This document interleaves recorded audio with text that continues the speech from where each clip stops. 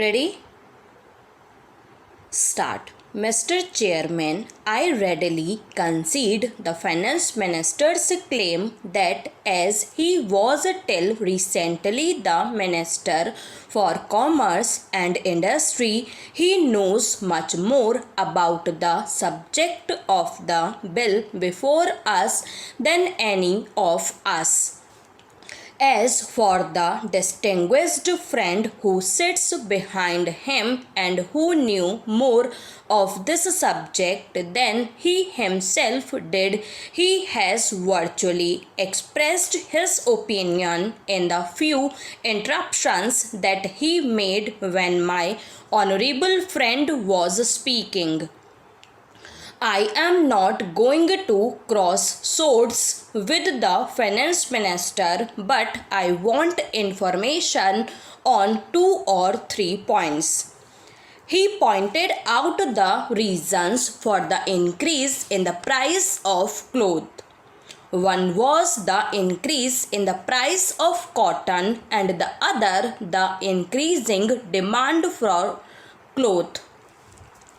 I understand that a part of the increase is also due to the increase in the price of coal. I want to know to what extent this factor is responsible for the increase that has taken place in the price of cloth. It may not be sufficient to account for the actual rise, but we should know to what extent coal is responsible for the upward trend in the price of cloth. Sir, the Finance Minister seems to think that the only permanent remedy for the existing state of things is additional production of cloth, but as this production cannot be brought about quickly, it was necessary to devise some method which would be of immediate effect and would help partly in controlling inflation and partly in mopping up a part of the profits that would otherwise go to the cloth dealers. To what extent the excise duty will be passed on to the consumer, I do not think anybody can say with certainty. I made some enquiry about the price of cloth when the discussion on the present bill was going on in the Lok Sabha, and I understood that it had not affected the bazaar in any way. It is quite possible, however, that in a week or two we may get more disquieting information. We may find that the price of cloth is beginning to go up further, which would be a proof of the fact that the price was being passed on to the consumer. At the same time, it is possible that the cloth dealer may not be able to pass on the entire duty to the consumer.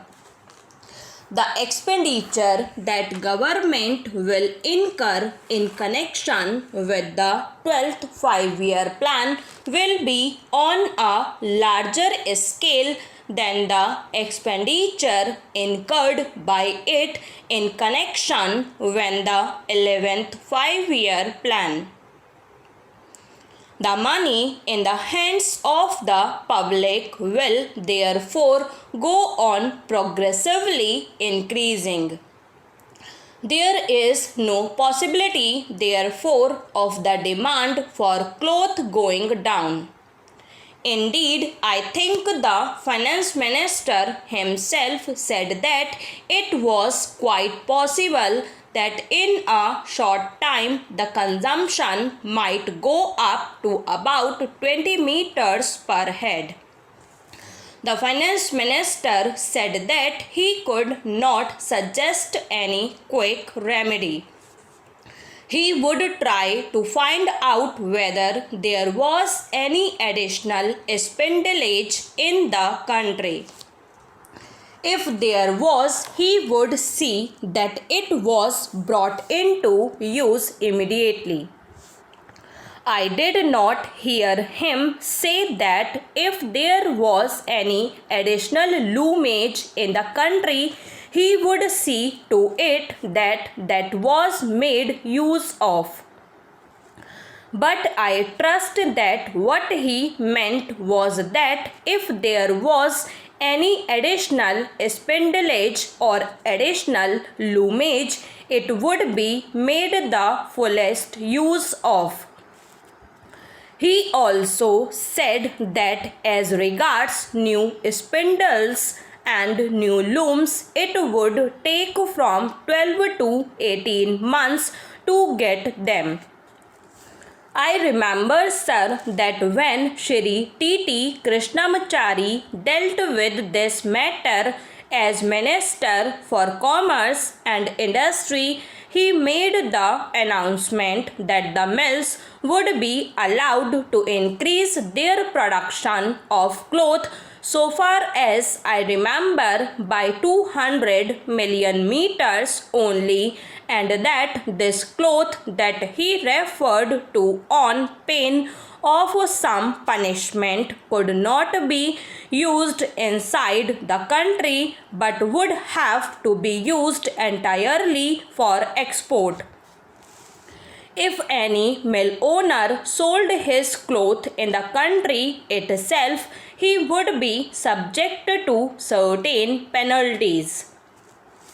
The Prime Minister, when he referred to the present situation, said yesterday that while the government wanted to moderate the shock involved in the employment of more efficient techniques to people who cannot use them at present, it was not prepared to put a permanent ban on the employment of higher techniques in the future, and that it was not the policy of the government to restrict the production of cloth when consumption was going up. It is therefore, sir, not merely a question of getting more spindles and more looms, but of a change in the policy of the government.